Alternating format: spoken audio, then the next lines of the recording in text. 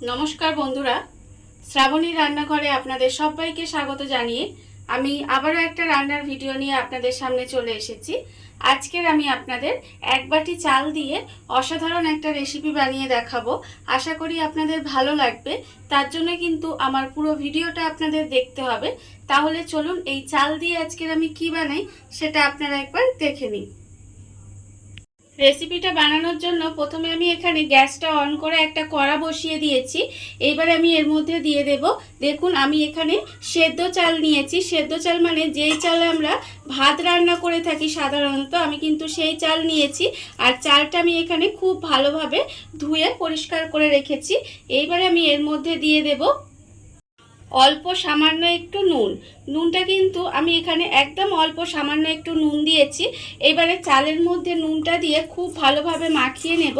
মাখিয়ে নিয়ে আমি এটা কড়ার মধ্যে, দেখুন কড়াটা আমার গরম হয়ে গেছে, আমি কিন্তু কড়ার মধ্যে অর্ধেকটা দিয়ে দিলাম। অর্ধেকটা দিয়ে এবারে গ্যাসটা কমিয়ে এইভাবে চালটাকে প্রথমে একটু ভেজে নেব।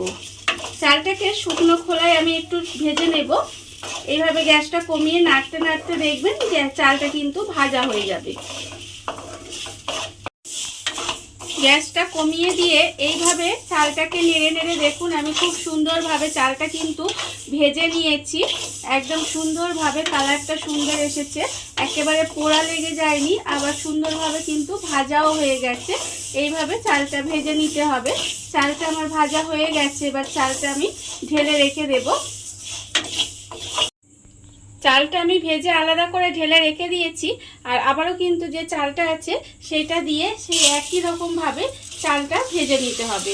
প্রথমে সমস্ত চালটা আমি খুব ভালোভাবে ভেজে নেব। চালগুলো আমি এখানে ভেজে রেখে দিয়েছি আর চালগুলো কিন্তু একটু ঠান্ডা করে নিয়েছি। এবার একটা মিক্সিং জার নিয়ে নেব, তার মধ্যে আমি এই চাল ভাজাগুলো দিয়ে দেব। দিয়ে আমি মিক্সিতে দিয়ে একটু গুঁড়িয়ে নেব। চাল ভাজাটা আমি এখানে গুঁড়ো করে নিয়েছি, দেখুন এখানে কিন্তু সুন্দরভাবে চাল ভাজাটা গুঁড়ো হয়ে গেছে। আর অন্যদিকে কিন্তু আমি আবারও গ্যাসটা অন করে কড়া বসিয়ে দিয়েছি। এইবার আমি কড়ার মধ্যে দিয়ে দেব চিনি। এখানে আমি এই বাটির এক বাটি চাল নিয়েছিলাম, তাই এই বাটির এক বাটি কিন্তু আমি চিনি নিয়েছি। এবারে চিনিটা আমি কড়ার মধ্যে দিয়ে দিলাম।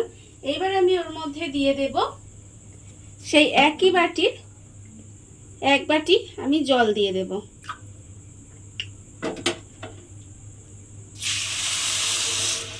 জল দিয়ে দিলাম।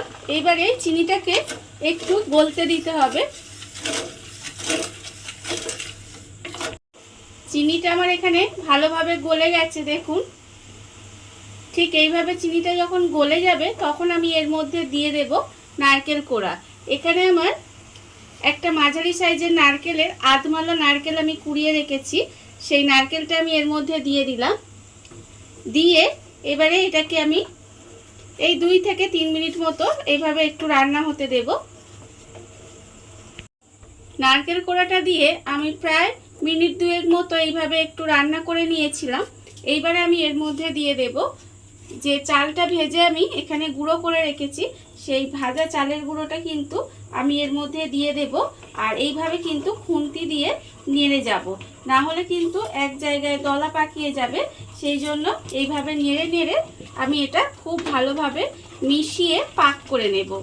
গ্যাসটা কিন্তু লোতে দিয়ে দেব। দিয়ে এইভাবে নেড়ে নেড়ে খুব ভালোভাবে আমাকে একটু পাক করে নিতে হবে।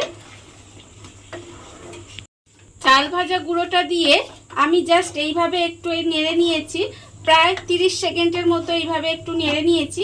দেখুন কত সুন্দর কিন্তু এটা পাক হয়ে গেছে। এবারে আমি এটাকে একটা থালার মধ্যে ঢেলে নেব। প্লেটের মধ্যে ঢেলে আমি এইভাবে খুন্তি দিয়ে ওপরটা সমান করে দিয়েছি। আর এটা কিন্তু খুব তাড়াতাড়ি করতে হবে, না হলে কিন্তু শক্ত হয়ে যাবে। সেই জন্য খুব তাড়াতাড়ি এটা এইভাবে ঢেলে ওপরটা এইভাবে চেপে চেপে সমান করে একটু দিয়েছি।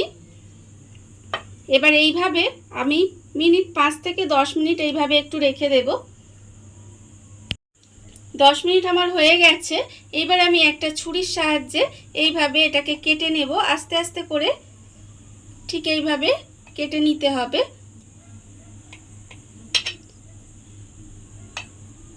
আমি এটাকে বরফির শেপ দেব। আপনারা কিন্তু যে কোনো শেপ দিয়ে এটাকে কেটে নিতে পারেন।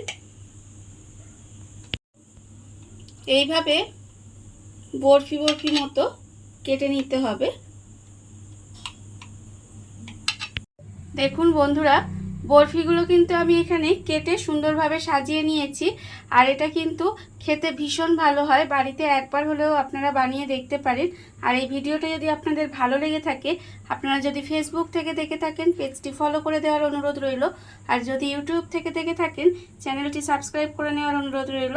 তাহলে চলুন ভিডিওটা আমি এখানেই শেষ করছি। আপনারা সবাই ভালো থাকবেন, সুস্থ থাকবেন। আবারও হাজির হব নতুন কোনো রান্না নিয়ে।